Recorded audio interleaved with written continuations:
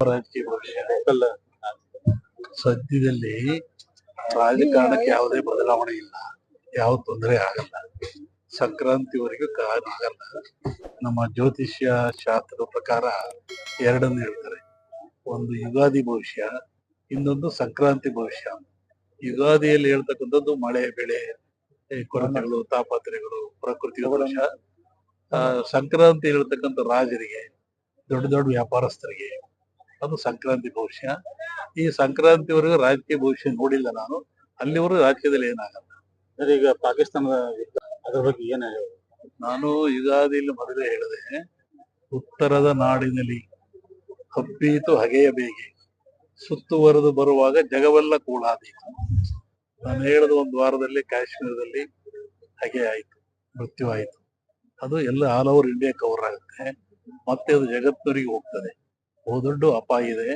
ಈ ವರ್ಷದಲ್ಲಿ ಮತಾಂಧತೆ ಹೆಚ್ಚಾಗ್ತದೆ, ಅದರಿಂದ ಒಂದು ದೊಡ್ಡ ಕಾಯಿಲೆ ಬರುತ್ತೆ. 5 ವರ್ಷ ಇರುತ್ತೆ, ಶಾಂತಿ ಇಲ್ಲ, ನೆಮ್ಮದಿ ಇಲ್ಲ ಜನರಿಗೆ. ಮುಂದುವರೆದು ಹೇಳಿದ್ರೆ 5 ವರ್ಷದವರೆಗೆ ಇದಕ್ಕೆ ಅವಕಾಶ ಇದೆ. ಈಗ ರಾಷ್ಟ್ರ ಮಟ್ಟದಲ್ಲಿ ಏನಾದ್ರು ಬದಲಾವಣೆ ಆಗುತ್ತೆ? ಅರಸನ ಅರಮನೆಗೆ ಕಾರ್ಮೋಡ ಕವಿದಿತ್ತು. ಪ್ರಳಯ ಹೇಳಿದನಾಗುತ್ತೆ. ಈ ವರ್ಷ ವಾಯು ಸುನಾಮಿ, ಜಲ ಸುನಾಮಿ, ಭೂ ಸುನಾಮಿ, ಅಗ್ನಿ ಸುನಾಮಿ ಎಲ್ಲ ಕಡೆ ಇದೆ. ಹಿಮಾಲಯ ಗೌರಿಶಂಕರ ಶಿಖರ ಶಿವಶಿವ ಎಂದಿತ್ತು. ಹಿಮಾಲಯ ಸುನಾಮಿ ಆಗ್ತದೆ, ಅದು ಡೆಲ್ಲಿಗೆ ಬರ್ತದೆ, ಎಲ್ಲ ಕಡೆ ಅರ್ಥಕ್ವಿಕ್ ಆಗ್ತದೆ, ಮಳೆ ಜಾಸ್ತಿ ಆಗ್ತದೆ.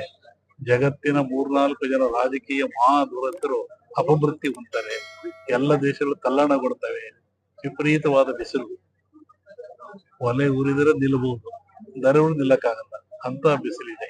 ರಾಜಕೀಯ ಭವಿಷ್ಯ ಸದ್ಯದಲ್ಲಿ ರಾಜಕಾರಣಕ್ಕೆ ಯಾವುದೇ ಬದಲಾವಣೆ ಇಲ್ಲ, ಯಾವ ತೊಂದರೆ ಆಗಲ್ಲ. ಸಂಕ್ರಾಂತಿವರೆಗೂ ಆಗಲ್ಲ. ನಮ್ಮ ಜ್ಯೋತಿಷ್ಯ ಶಾಸ್ತ್ರದ ಪ್ರಕಾರ ಎರಡನ್ನು ಹೇಳ್ತಾರೆ, ಒಂದು ಯುಗಾದಿ ಭವಿಷ್ಯ, ಇನ್ನೊಂದು ಸಂಕ್ರಾಂತಿ ಭವಿಷ್ಯ. ಯುಗಾದಿಯಲ್ಲಿ ಹೇಳ್ತಕ್ಕಂಥದ್ದು ಮಳೆ ಬೆಳೆ ಕೊರತೆಗಳು ತಾಪತ್ರೆಗಳು ಪ್ರಕೃತಿ ಭವಿಷ್ಯ. ಸಂಕ್ರಾಂತಿ ಹೇಳ್ತಕ್ಕಂಥ ರಾಜರಿಗೆ ದೊಡ್ಡ ದೊಡ್ಡ ವ್ಯಾಪಾರಸ್ಥರಿಗೆ ಅದು ಸಂಕ್ರಾಂತಿ ಭವಿಷ್ಯ.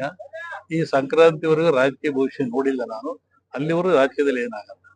ಈಗ ಪಾಕಿಸ್ತಾನದ ಯುದ್ಧ ಅದ್ರ ಬಗ್ಗೆ ಏನ್ ಹೇಳಿ? ನಾನು ಯುಗಾದಿಯಲ್ಲಿ ಮೊದಲೇ ಹೇಳಿದೆ, ಉತ್ತರದ ನಾಡಿನಲ್ಲಿ ಹಬ್ಬೀತು ಹಗೆಯ ಬೇಗೆ, ಸುತ್ತುವರೆದು ಬರುವಾಗ ಜಗವೆಲ್ಲ ಕೂಳಾದೀತು.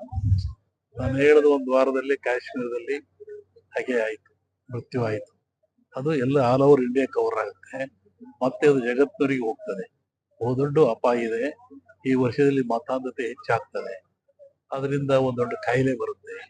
5 ವರ್ಷ ಇರುತ್ತೆ, ಶಾಂತಿ ಇಲ್ಲ, ನೆಮ್ಮದಿ ಇಲ್ಲ ಜನರಿಗೆ. ಮುಂದುವರೆದು ಹೇಳಿದ್ರೆ 5 ವರ್ಷದವರೆಗೆ ಇದಕ್ಕೆ ಅವಕಾಶ ಇದೆ.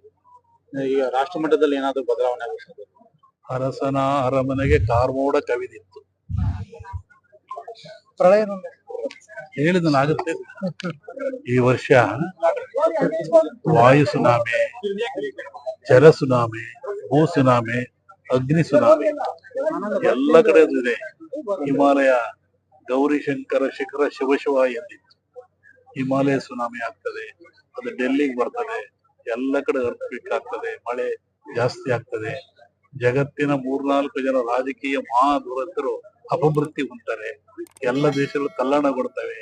ವಿಪರೀತವಾದ ಬಿಸಿಲು, ಒಲೆ ಉರಿದರೆ ನಿಲ್ಲಬಹುದು, ದರಗಳು ನಿಲ್ಲಕ್ಕಾಗಲ್ಲ, ಅಂತ ಬಿಸಿಲಿದೆ.